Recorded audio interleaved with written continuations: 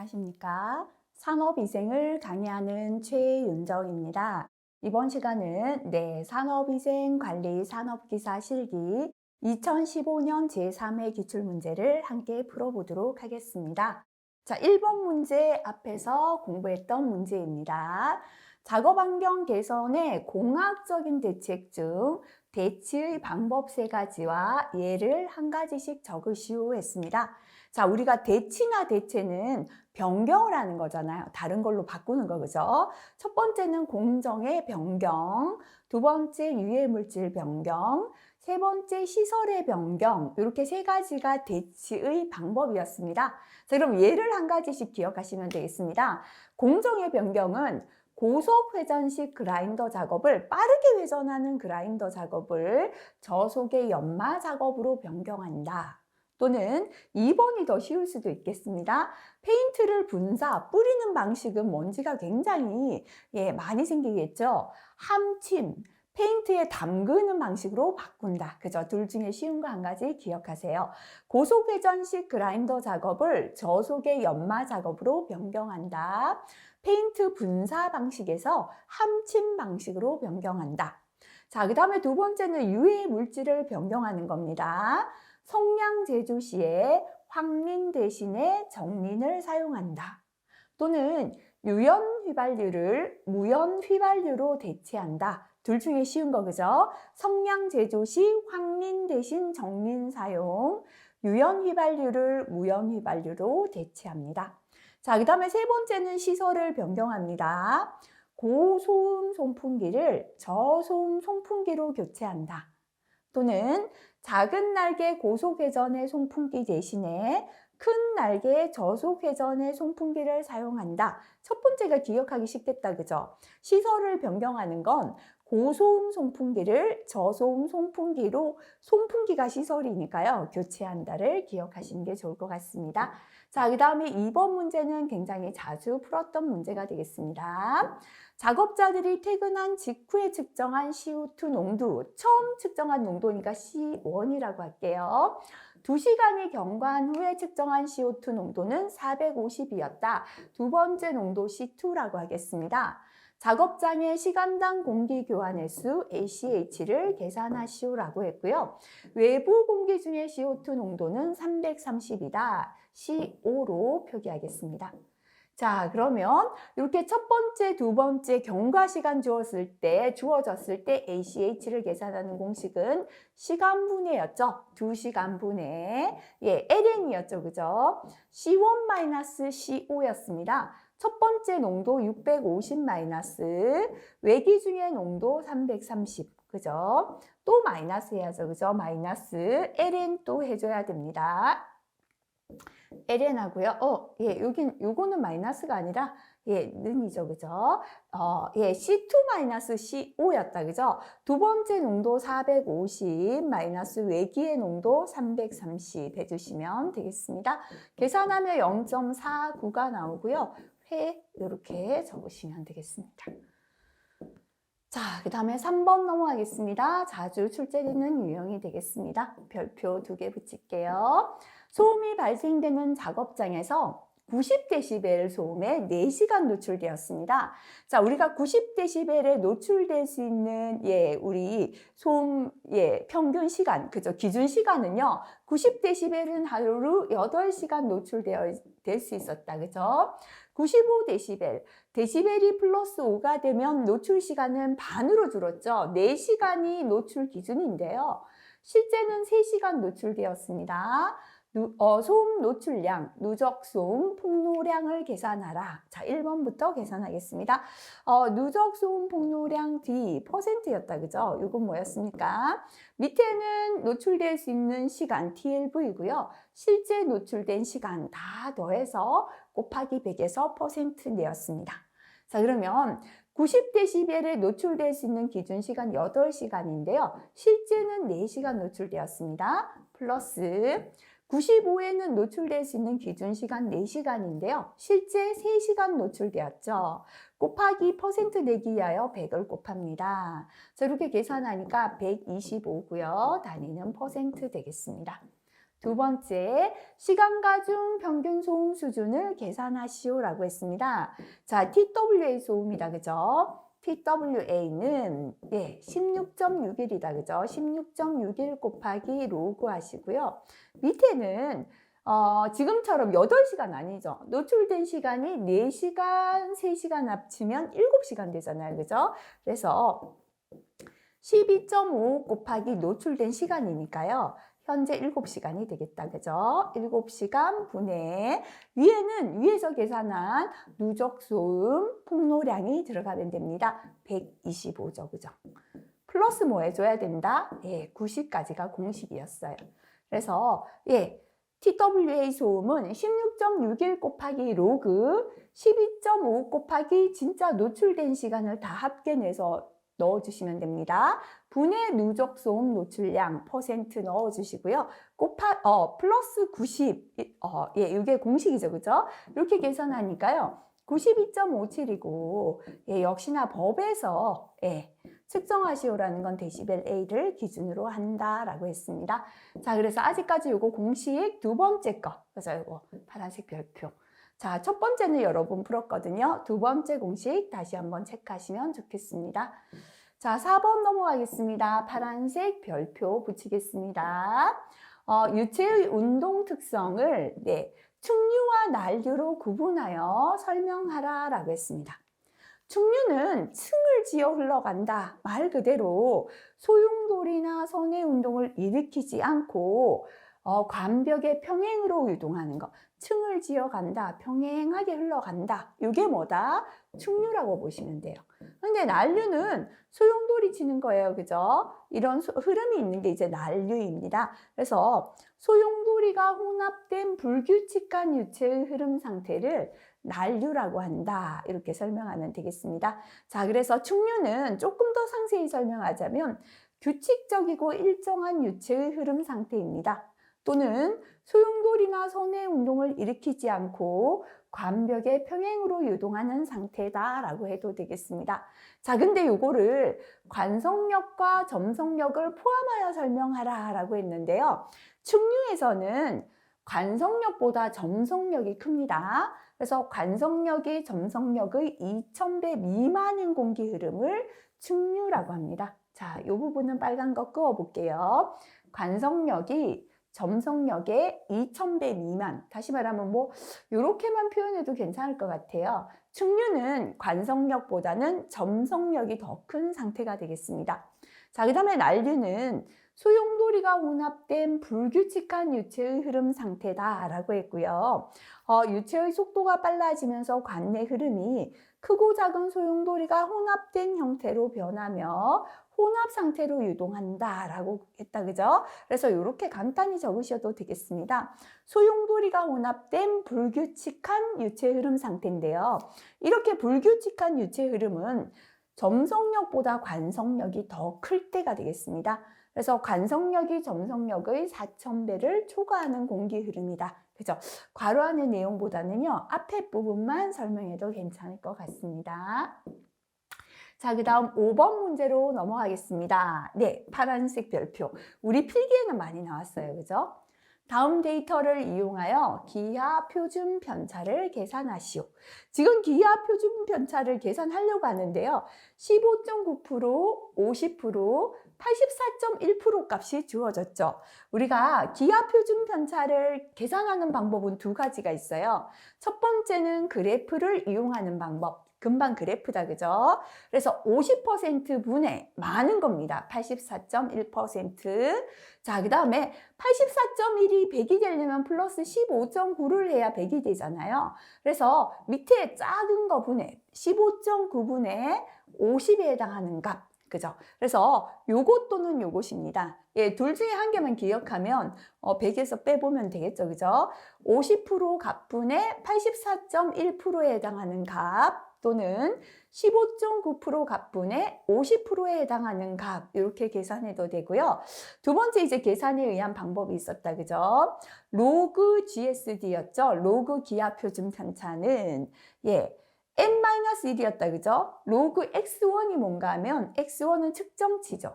로그 측정한 값 마이너스 로그 GM은 뭐냐면 기압 평균이다. 그죠? 자, 요거를 제곱하고요. 두 번째 측정치에서 로그 두 번째 기압 평균 했는 걸 제곱하고 다 더해 주셔야 돼요. 0.5라는 건 결국 요 값이 루트라는 뜻이죠. 그죠? 자, 현재는 요건 필요 없고요. 그래도 공식 한번 보고 지나가시기 바라겠습니다. 자, 지금 요게 주어졌으니까 그래프를 이용해서 풀면 되겠다. 그죠? 자, 그러면 기압 표준 편차. 좀 전에 우리 봤던 공식 떠올려 볼게요. GSD는 50%에 해당하는 값분의 위에 높은 거였다. 그죠? 84.1%에 해당하는 값 또는 밑에 낮은 거였죠. 15.9%에 해당하는 값분의 50%에 해당하는 값 둘 중에 하나입니다. 자, 그럼 앞에 거 해볼게요. 50%에 해당하는 값 0.8분의 84.1% 1.6이죠. 자, 15.9% 0.4잖아요. 그죠? 분의 50% 0.8이죠. 요걸 계산해도 2가 나오고 요거 계산해도 2가 나옵니다. 그죠? 그래서 기압 표준 편차는 0.8분의 1.6 해도 되고 또는 0.4분의 0.8 해도 되고요. 값은 2다 이렇게 적으시면 되겠습니다. 6번 파란색 별표 하겠습니다. 입경 분립 충돌기 또는 직경 분립 충돌기죠. 이용하여 시료 채취를 하는 경우에 마일러 여과지에 그리스를 뿌리는 이유를 설명하라 했습니다. 여과지에 그리스를 뿌리는 이유는 시료의 데팀 현상을 방지하기 위해서다. 그죠? 데치지 않게 하기 위하여. 자, 그래서 요거는 좀 암기해 주세요. 입경 분립 충돌기 또는 직경 분립 충돌기에 그리스를 뿌리는 이유는 시료의 데팀 현상을 방지하기 위해서다. 그죠? 자, 7번 넘어가겠습니다. 자주 출제되었습니다. 1기압, 그죠? 첫 번째 기압 P1, 0도시, 첫 번째 온도 T1이라고 하겠습니다. 공기 밀도는 1.293입니다. 똑같은 1기압이니까요. P2, 무시해도 상관없겠습니다. 기압은 50도씨 T2에서의 공기 밀도를 계산하시오라고 했습니다. 자, 나중 밀도는 생각해 볼게요. 처음 밀도 1.293 곱하기 밀도의 온도 보정이다. 그죠? 나중 온도 어디로 간다? 밀도는 나중 온도가 아래로 간다. 부피 보정은 나중 온도가 위로 간다. 기억하라 그랬습니다. 자, 그래서 나중 온도, 도케이가 아니라 도시니까요. 273 더해야겠죠. 나중 온도가 50입니다.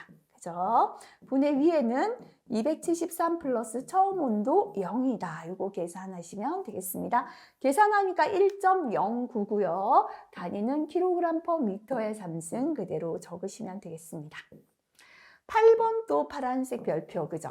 자, 해마다 새로운 유형의 문제들 항상 출제되고 있습니다. 송풍관 내의 풍속을 측정하는 기기인 피토관과 풍차, 풍속계의 측정 범위를 적으시오라고 했습니다. 자, 우리가 피토관은 풍속이 3m/s를 초과하는 경우에 사용합니다. 피토관은 3m/s를 초과할 때고요. 풍차, 풍속계는 풍속이 1m/s를 초과할 때, 풍차는 바람이 1m/s만 초과해도 사용할 수 있다. 이렇게 기억하시고요. 피토관은 3m/s를 초과할 때가 되겠습니다. 자, 9번 넘어가겠습니다. 단골 문제 또 나왔습니다. 오염물질의 양이 45g/h이다. 킬로그램으로 고쳐볼게요. 45 곱하기 10의 마이너스 3승 kg/h이다가 되겠다. 그죠? 오염물질의 노출 기준이 12mg/m의 3승이다. ppm이 아니고 mg/m 3승으로 주어졌습니다. 작업장의 필요 환기량 미터의 3승 per minute를 계산하라. 단위를 확인하고요. 자, 그럼 우리가 계산해 보도록 할게요. 자, 우리가 여기서는요. Q는 지금 주어졌는 건 뭐냐면 mg/m의 3승이잖아요. 그래서 TLV, 그죠? 다시 말하면 허용 기준 mg/m 3승분의 위에는 뭐였습니까? 유해 물질의 발생량을 해주시면 돼요. 발생률인데요. 미터의 3승 per minute 단위로 넣어주시면 됩니다. 자, 그런데 지금 보면 주어진 거는 45g/h다 라고 주어졌죠. 이걸 이렇게 바꿔가 되는 게 아니네요. 지금까지 나왔던 유형과 약간 다른 유형이네요. 그죠? 단위를 한번 맞춰보도록 할게요. 여기다가 여유개수가 있다면 K를 곱해주시면 되는데요. 지금은 여유개수 주어지지 않았기 때문에 이대로 두시면 되겠습니다. 자, 그러면 TLV부터요. 지금 계산하라는 게 뭔지 단위를 보면 미터의 3승 per 미니트를 계산하라 라는 문제다. 그죠? 자, TLV부터 단위 넣어 볼게요. 12mg per 미터의 3승이다. 이렇게 주어졌죠. 그죠? 자, 그 다음에 분해. 위에는 뭐가 올라가야 되냐면, 지금 현재 45g/h인데요. 요거를 미니트하고, 우리 미리그램으로 한번 바꿔볼게요. 이게 미리그램이니까, 그죠? 45g은요, 미리그램으로 고치려면 곱하기 1000 해야죠. 그죠? 미리그램이 되고요. 자, 그 다음에 1시간은 몇 분입니까? 60분이 되잖아요. 그죠? 요걸 계산하니까 결국 요거는 750mg per minute하고 같은 게 되겠습니다. 자, 그래서 단위를 통일하기 위하여 위에는 750, 그죠? mg per minute가 되겠죠. 그러면 이제 단위를 약분 한번 해보도록 할게요. 미리그램 약분 됩니다. 그죠? 그래서 지금 남게 되는 건요. 이렇게 분수는 지금 약분하지 말고 그대로 한번 적어볼게요. 가까이끼리 곱한 거 밑으로 가면 됩니다. 112가 되고요. 미리그램이죠. 여기는 미니트가 있습니다. 그죠? 자, 이렇게 멀리 거는 곱해서 위로 올라가면 됩니다. 750이고요. 미리그램, 미터의 3승이 있어요. 그죠? 이제 약분 한번 해보도록 할게요. 자, 미리그램 약분하니까 여기는 미터 3승이 남았다. 그죠? 계산한 값에 위에는 미터 3승 남았고 밑에는 미니트가 남았어요. 그죠? 그래서 지금 우리가 계산하라는 게 미터의 3승 per 미니트를 계산하라. 계산이 되어지겠죠. 그죠? 계산한 값이 얼마냐면 62.50이 되겠습니다. 자, 요게요. 지금까지 나오던 ppm이 주어지고 환기량을 계산하는 문제와 다르죠. 별표 3개가 아니라 요거 파란색 별표를 한 개 붙여서 다시 한번 체크하시면 되겠습니다. 천천히 지금처럼 묻고 있는 단위를 맞춰 보시면 돼요. 그죠? 단위를 맞게 배열하셔서 약분하고 단위를 맞춰 주시면 되겠습니다.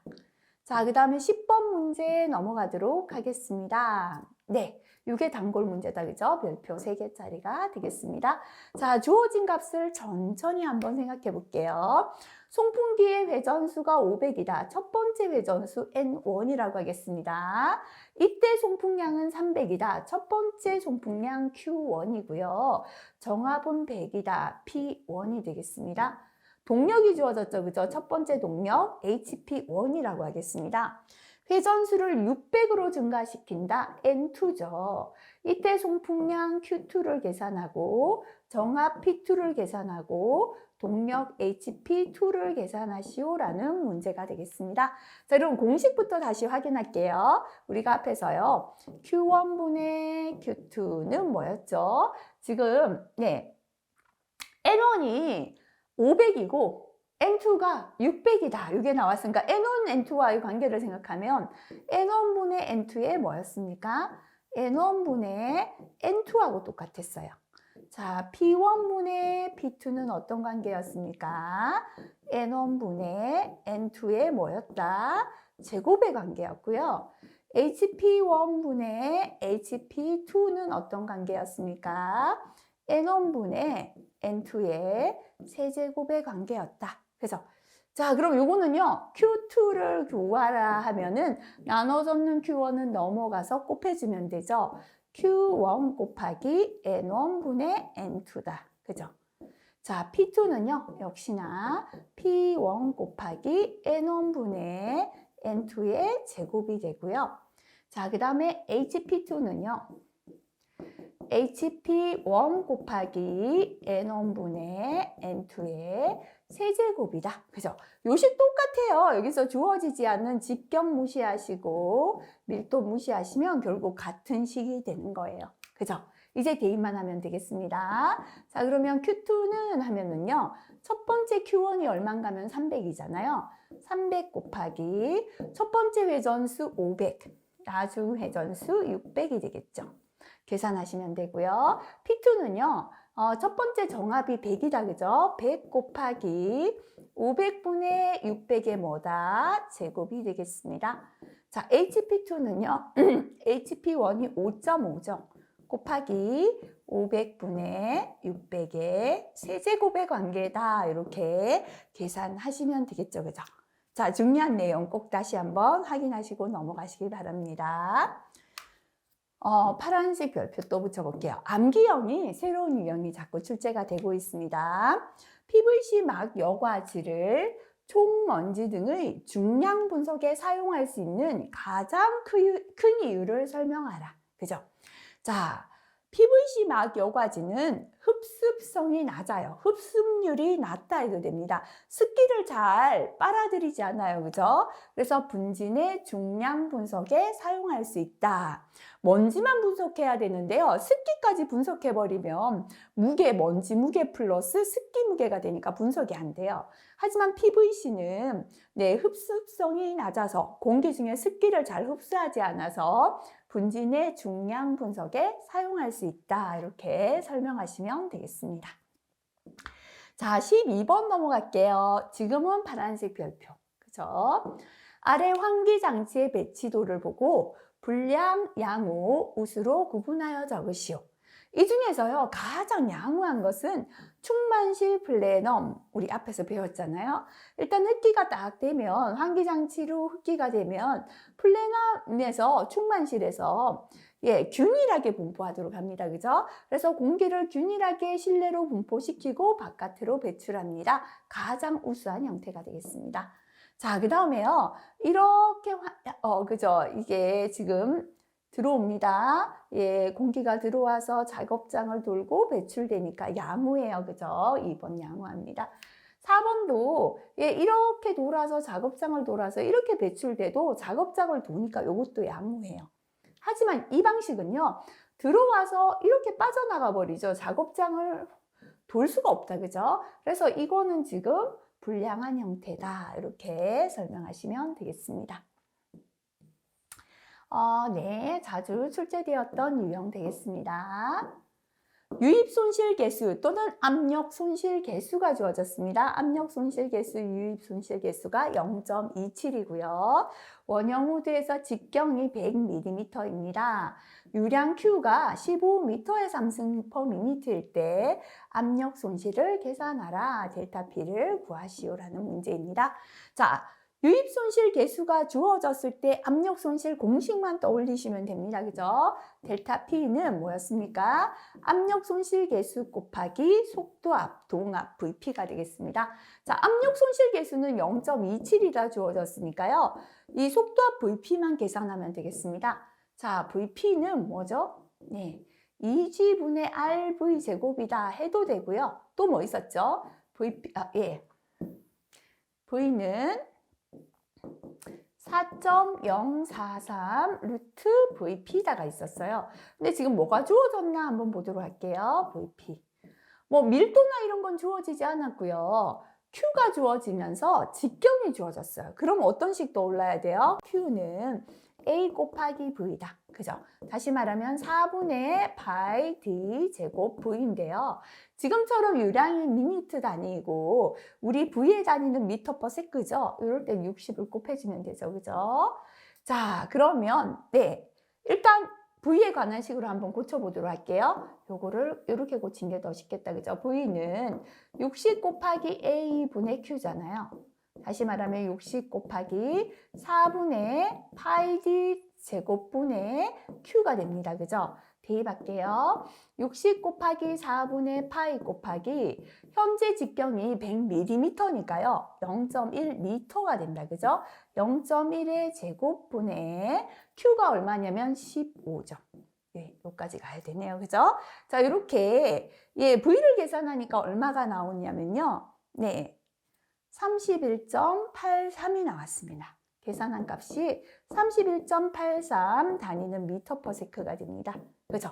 지금은 특별히 공기 밀도 값이 주어지지 않았으니까요. 두 번째 식을 대입하는 게 간단하겠죠. 그래서 V는 뭐다? 네, V는 4.043 루트 VP예요.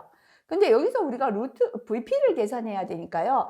루트를 없애기 위하여 제곱을 해주고 4.043도 제곱을 해주고 제곱과 루트는 없어집니다. 그죠? 다시 말하면 V제곱은 4.043의 제곱 곱하기 VP가 되는 거예요. 다시 한번 적을게요. V제곱은 4.043의 제곱 곱하기 VP예요. 그죠? 그러면 VP는 뭐가 됩니까? 네, 곱해졌는 건 넘어가면 밑으로 가면 되죠. 4.043의 제곱분의 V의 제곱이 되는 거예요. 자, 그럼 대입할게요. 4.043의 제곱분의 금방 계산했는 V가 31.83이었죠. 요거의 제곱 이렇게 계산하시면 되겠습니다. 계산한 값이요. 네, 61.98이 나왔습니다.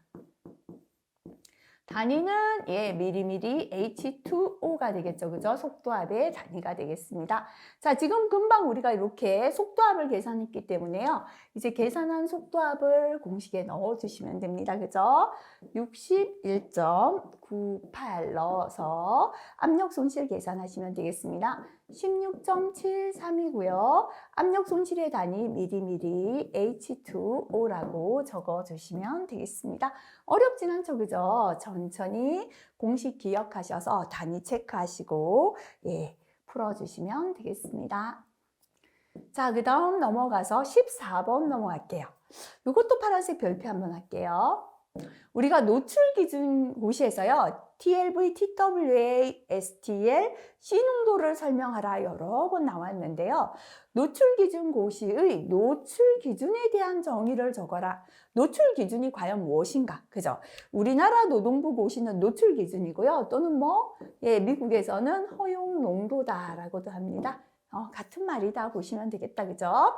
근로자가 유해 인자에 노출되는 경우에 노출 기준 이하 수준에서는 거의 모든 근로자에게 건강상 나쁜 영향을 미치지 않는 기준이다. 그죠?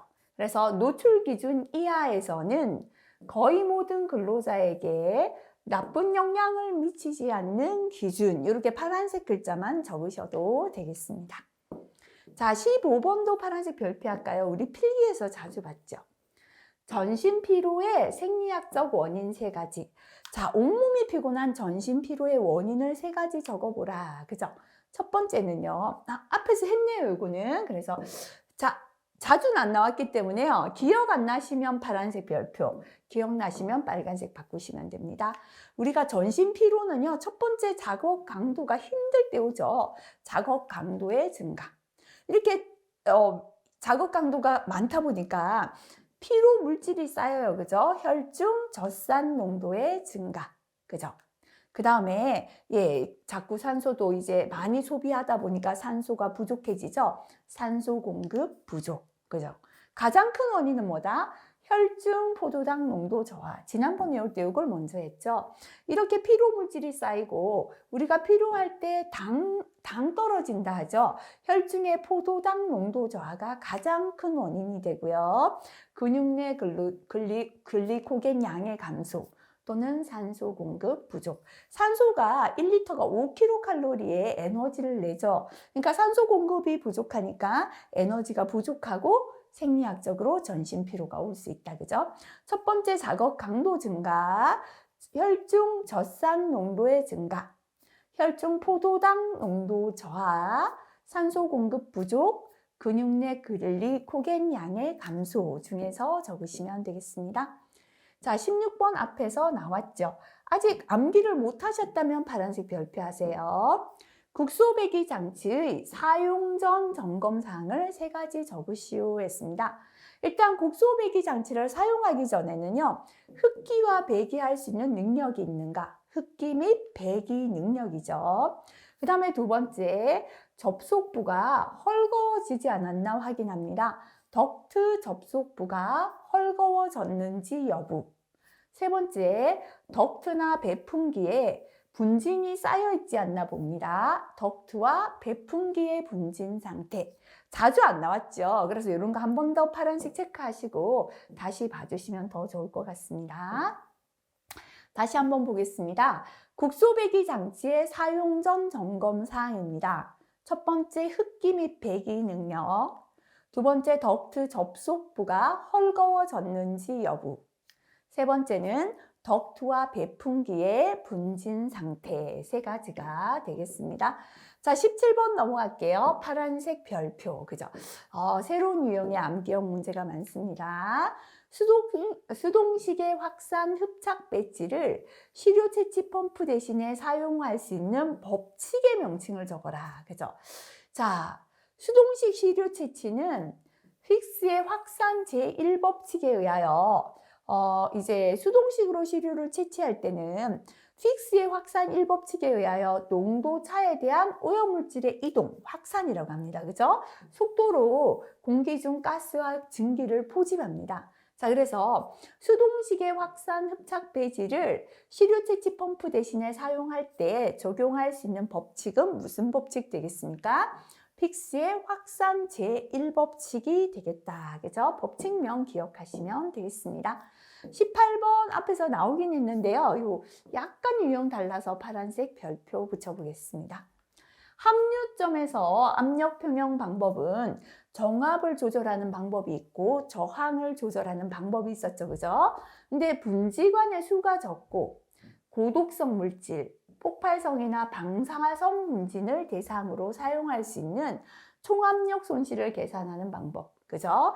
이렇게 분지관의 수가 적고 고독성이나 폭발성이나 방사성 분진은 저항을 조절하는 것보다는 정압을 그죠? 조절하는 정압 조절 평형법 또는 유속 조절 평형법이 좋습니다. 두 번째, 총압력 손실을 계산하는 방법의 장단점을 적으시오. 그죠? 정압 조절 평형법의 장점 두 가지 앞에서도 나왔죠. 압력을 정확히 맞추기 때문에요. 침식이나 부식이나 분진 퇴적에 의한 덕트 폐쇄가 없다. 그죠? 분진 퇴적에 의한 덕트 폐쇄가 없고요. 설계 시에 잘못 설계된 분지관 또는 저항이 가장 큰 분지관을 쉽게 발견할 수 있다. 이렇게 설명해도 되고요. 최대 저항 경로 선정이 잘못되어도 설계 시에 쉽게 발견할 수 있다. 설계에서 정압을 조절하는 거기 때문에 설계 시 잘못 설계된 분지관이나 저항이 가장 큰 분지관을 쉽게 발견할 수 있고요. 또는 최대 저항 경로 선정이 잘못되어도 설계 시에 쉽게 발견할 수 있습니다. 자, 장점 세 번째는요. 설계가 정확할 때는 압력을 조절하기 때문에 가장 효율적인 시설이 된다라고 했습니다. 단점이죠. 설계 시에 압력을 맞춰야 되는데 설계가 잘못돼 버리면 유량을 고치기가 어려워요. 그래서 임의로 유량을 조절하기 어렵다 해도 되고 설계 시 잘못된 유량을 고치기 어렵다. 둘 중에 하나 적으시면 되고요. 자, 설계가 복잡하죠. 압력을 다 맞춰야 하니까요. 시간이 많이 걸리고 설치된 후의 개조나 변경이나 확장에 대한 유연성이 낮다. 설계에서 이게 다 조절을 했기 때문에요. 설치가 되고 난 다음에 개조하거나 변경하거나 확장에 대한 유연성이 낮다는 건 확장이 힘들어진다라고 보면 되겠죠. 자, 경우에 따라 전체 필요한 최소 유량보다 더 유량이 초과될 수도 있고요. 이거 이외에 송풍량은 근로자나 운전자 의도대로 쉽게 변경되지 않고 설계 유량 산정이 잘못될 경우는 수정은 덕트 크기 변경을 요한다. 그래서 한 세 가지 정도요. 설계 시에 잘못된 유량을 고치기 어렵다. 설계가 복잡하고 시간이 많이 걸린다. 설치된 후에 개조나 변경이나 확장에 대한 유연성이 낮다. 이렇게 한 세 가지 기억하시는 게 좋을 것 같습니다. 자, 이번 시간 여기까지 풀이했습니다. 암기형에서 새로운 유형들 좀 나왔거든요. 그래서 전혀 엉뚱한 문제 없어요. 그래서 보고 암기하셔야 됩니다. 물론 이 중에는요, 앞으로 기출을 더 공부하다 보면 반복되는 문제는 또 있습니다. 그래서 오늘 공부 중에 새로운 유형 꼭 한번 암기하시고 넘어가시면 좋겠습니다. 수고하셨습니다.